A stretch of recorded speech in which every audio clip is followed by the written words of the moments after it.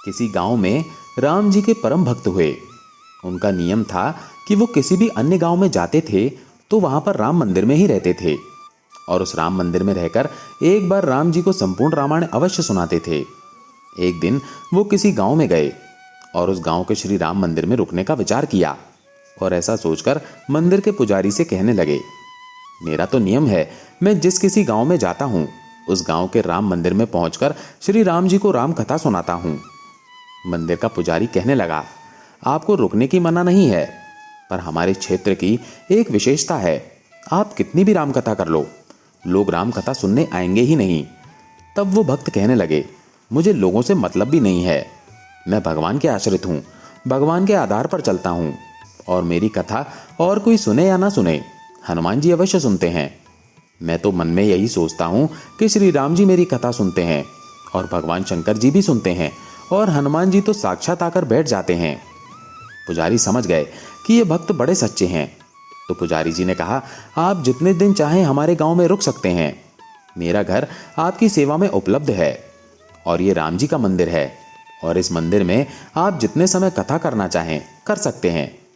वो भक्त कहने लगे, कथा तो 9 दिन की है, मैं तो सिर्फ 9 दिन ही कथा करूंगा, उसके उपरांत मैं दूसरे गांव की ओर चला जाऊंगा। दूसरा दिन हुआ, प्रातःकाल भक्त जी ने श्री राम जी की कथा प्रारंभ की, पर कथा में तो कोई व्यक्ति आया ही नहीं। पंडित जी सिर्फ अपने मंदिर की साफ सफाई करके चले गए। अब भक्त जी सिर्फ अकेले ही कथा कर रहे थे। एक दिन व्यतीत हुआ, भक्त जी ने अकेले कथा की। दूसरा दिन भी ऐसे ही व्यतीत हुआ। पता नहीं गांव की कौन सी विशेषता थी कि गांव के लोग राम कथा में रुचि रखते ही नहीं थे। चौथा दिन हुआ, 4 व्यक्ति आकर राम कथा में विराजमान हुए। 5वें दिन 5 व्यक्ति आए। इस प्रकार 7 दिन व्यतीत हो गए। अब भक्त जी तो सच्चे मन से भगवान की कथा कहते थे। राम जी सुनते थे, हनुमान जी सुनते थे। 7वें दिन जैसे ही कथा चल रही थी तो उस दिन कथा के दौरान उस गांव में एक सेठ जी थे जो बड़े कंजूस थे। वो राम जी के मंदिर में माथा टेकने आए। वो जैसे ही राम जी की मूर्ति के समीप माथा टेकने लगे तभी राम जी की मूर्ति से आवाज आई, हनुमान, ओ हनुमान। हनुमान जी की मूर्ति कहने लगी, जी प्रभु, क्या आदेश है। जब राम जी की मूर्ति से इस प्रकार आवाज आई तो सेठ जी सोचने लगे, ये आवाज कहां से आ रही है। उनका ध्यान जब मूर्ति की ओर गया तो उन्हें यह आभास हुआ कि लगता है ये मूर्ति आपस में एक दूसरे से बात कर रही हैं। तब सेठ जी वहां चुपचाप खड़े हो गए। तब श्री राम जी हनुमान जी से कहने लगे, तुमने देखा कि मेरे भक्त 7 दिनों से मेरी कथा कह रहे हैं। भक्त जी इतनी सुंदर कथा कह रहे हैं, उसके उपरांत भी गांव के लोग राम कथा सुनने नहीं आते और तुम तो कथा रोज सुन रहे हो। क्या तुम्हारे मन में विचार नहीं आया कि भक्त जी को कुछ दक्षिणा दी जाए। हनुमान जी कहने लगे, भगवान, मैंने तो सोच रखा है कि जिस दिन रामकथा संपूर्ण होगी उस दिन भक्त जी को 1000 रुपये दक्षिणा दी जाएगी। अब हनुमान जी की मूर्ति इस प्रकार कहकर चुप हो गई। सेठ जी कंजूस तो वैसे ही थे, वो विचार करने लगे, इस भक्त को राम कथा की समाप्ति पर 1000 रुपये दक्षिणा मिलने वाली है, क्यों ना मैं इन भक्त जी के साथ एक सौदा कर लूं।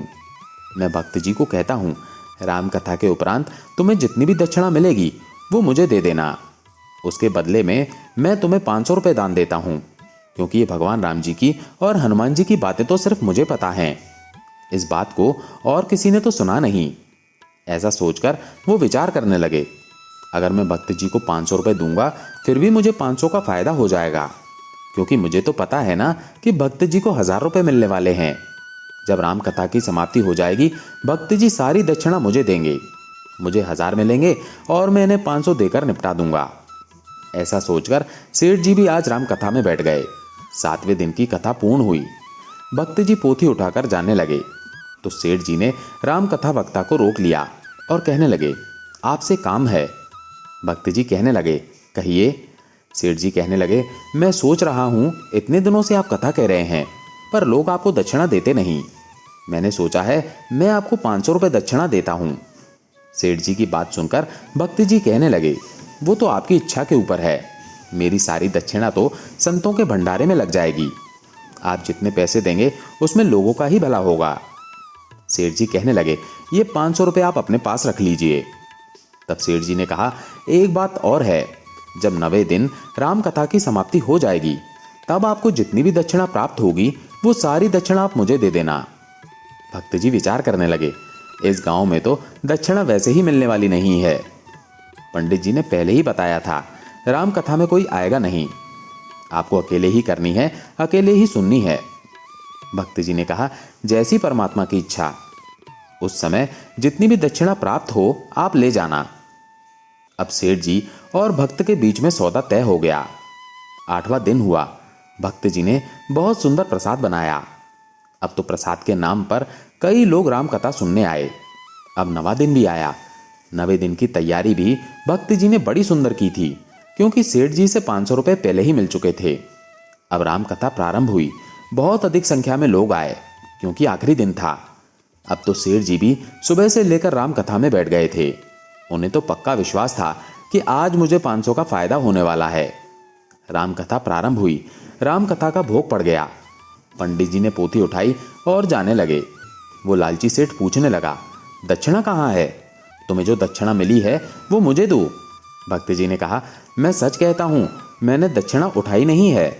जहाँ मैं कथा कर रहा था वहाँ पर जाकर देखो, जितनी भी दक्षिणा मिली है वो तुम्हारी है। अब मैं दूसरे गांव की ओर जा रहा हूँ, मुझे यात्रा करनी है। सेठ जी कहने लगे, आप ऐसे नहीं जा सकते, मुझे सारी दक्षिणा देकर जाओ। भक्त जी ने कहा, मुझे दक्षिणा नहीं मिली है। आपने जितने पैसे मुझे दिए थे वो सारे पैसे तो मैंने लोगों के भंडारे में खर्च कर दिए। और ऐसा कहकर अपनी रामायण की पोथी उठाकर भक्त जी तो निकल गए। सेठ जी भागते हुए शासन के नजदीक आए, जिस पर भक्त जी ने कथा की थी। वहां पर गिने चुने 15-20 रुपए पड़े थे, और आसन पर पड़े पैसे उठाकर सेठ जी अंदर मंदिर की ओर चले गए। उस मंदिर में जाकर राम जी और हनुमान जी की मूर्ति की ओर देखकर कहने लगे, उस दिन तो आप बड़े जोर जोर से बातें करते हुए कह रहे थे कि भक्त जी को 1000 रुपए दक्षिणा देनी है। अभी तक तो आपने दक्षिणा दी नहीं। अगर आज आप दक्षिणा देते तो मुझे 500 रुपए का फायदा हो जाता। आपने दक्षिणा क्यों नहीं चढ़ाई? पर वो तो मूर्तियां थीं, वो तो चुपचाप सब सुन रही थी। सेठ जी को बड़ा गुस्सा आया, और कहते हैं ना, गुस्से में ज्ञान रहता ही नहीं। क्रोध के अज्ञानवश होकर सेठ जी ने बड़े जोर से हनुमान जी के पैर पर प्रहार किया। पर जैसे ही सेठ जी ने हनुमान जी के पैर पर प्रहार किया, हनुमान जी ने सेठ जी के पैर को जकड़ लिया। हनुमान जी की मूर्ति ने सेठ जी के पैर को इतना जोर से पकड़ा कि बार बार प्रयास करने पर भी सेठ जी अपना पैर छुड़ा नहीं पा रहे थे। तब हनुमान जी की मूर्ति पुनः बोली, हनुमान। हनुमान जी कहने लगे, जी प्रभु जी। राम जी कहने लगे, हनुमान जी, मैंने आपसे कहा था कि मेरे भक्त को 1000 रुपए दक्षिणा देनी है, तुमने तो उसे 500 ही दिलाई है। तब हनुमान जी हंसकर कहने लगे, महाराज, अभी 500 सेठ जी और देने वाले हैं, तभी तो मैंने इनका पैर पकड़ लिया है। सेठ जी क्रोधित होकर कहने लगे, मेरा पैर छोड़ो, मेरा पैर छोड़ो, जल्दी से उस भगत जी को पकड़ कर आओ, मुझे उनसे अपने पैसे वापस लेने हैं। हनुमान जी कहने लगे, सेठ जी, ऐसे छूटने वाले नहीं हो। जब तक 500 रुपए दक्षिणा नहीं दोगे तब तक तुम्हारा पैर नहीं छूटेगा। अब सेठ जी का बुरा हाल हो गया। वो चिल्लाने लगे, मुझे बचाओ, मुझे बचाओ। मंदिर में उपस्थित सभी लोग भागते हुए सेठ जी के पास आए और कहने लगे, क्या हुआ? सेठ जी कहने लगे, मेरे पैर को हनुमान जी ने बांध दिया है। अब ये दृश्य अन्य लोगों को तो दिखाई ही नहीं दे रहा था। उन्हें तो लग रहा था सेठ पागल हो गया है। कुछ लोगों ने जाकर सेठ के बच्चों को सारी बात बताई। सेठ के 2 पुत्र भागते हुए मंदिर में आए और अपने पिता से पूछने लगे, पिताजी क्या हुआ, आप चल क्यों नहीं पा रहे हैं? सेठ रोते हुए कहने लगा, हनुमान जी ने मेरे पैरों को जकड़ लिया है। पुत्रों ने पूछा, किस कारण से जकड़ लिया है? तो वो कहने लगे, एक भक्त जी यहाँ कथा कर रहे थे, मैंने उनसे सौदा किया था कि कथा समाप्ति के पश्चात जितनी भी दक्षिणा आपको मिलेगी वो सारी मैं ले लूँगा, और इसके बदले में मैं आपको 500 रुपये दक्षिणा दे दूँगा। मैंने तो उन्हें 500 रुपये दक्षिणा दे दी है, पर उन्हें आज कुछ मिला नहीं। इसीलिए मैं बड़ा क्रोधित होकर इस मंदिर में आ गया, और क्रोधित होकर मैंने हनुमान जी के ऊपर पैर से प्रहार किया, और जैसे ही मैं प्रहार करने वाला था, हनुमान जी ने मेरा पैर जकड़ लिया। अब ये हनुमान जी हंसते जा रहे हैं, और हनुमान जी बार बार मुझसे यही कह रहे हैं, सेठ जी 500 रुपये दीजिए, उस भक्त को देकर आइए, मैं तुम्हारा पैर छोड़ दूंगा।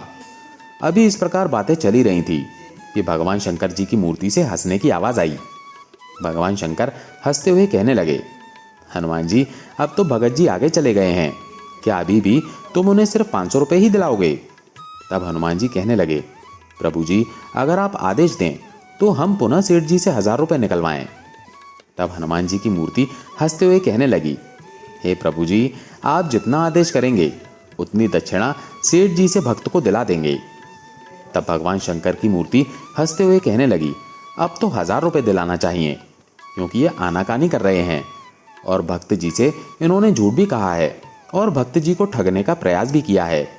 इसीलिए अब हमारी इच्छा है कि सेठ जी 1000 रुपये दान करें। मूर्तियों की आवाज़ें गांव के सभी लोगों ने सुनी। वो सभी हैरान हो गए कि ये मूर्तियां आपस में कैसे बात कर रही हैं। सेठ के पुत्रों ने कहा, पिताजी, जल्दी से आज्ञा दीजिए, हम भक्त जी को 1000 रुपये देकर आते हैं, आप इस बंधन से मुक्त हो जाओगे। अब सेठ जी ने बड़े दुखी मन से हाँ करते हुए कहा, जल्दी जाओ और उस भक्त जी को ढूंढकर 1000 रुपये देकर आओ, ताकि मैं बंधन से मुक्त हो सकूं।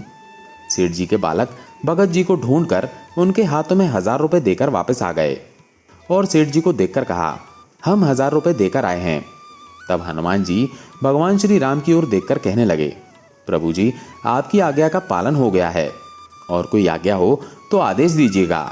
तो श्री राम जी और शंकर जी हंसते हुए कहने लगे, हनुमान, अपने भक्त की आपने बड़ी अच्छी सेवा की है। आपने भक्त को इतना धन दे दिया कि उसका जीवन यापन अच्छे से हो जाएगा। ऐसा कहकर हनुमान जी ने सेठ जी का पैर छोड़ दिया। सेठ जी बड़े क्रोधित होकर अपने घर आ गए। भगवान अपने भक्तों को कभी छोड़ते ही नहीं। उन भक्त जी के मन में लालच नहीं था। वो तो ये सोचकर कथा करते थे कि मेरे भगवान मेरी कथा सुनते हैं, और जो भगवान के ही निमित्त हो जाते हैं, भगवान उनके ऊपर कृपा जरूर करते हैं।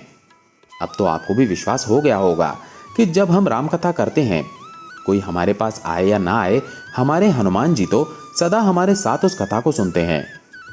दोस्तों, आशा है आपको ये प्रसंग पसंद आया होगा। अगर पसंद आया हो तो वीडियो को लाइक करके कमेंट में जय श्री राम जरूर लिखें। जय श्री राम।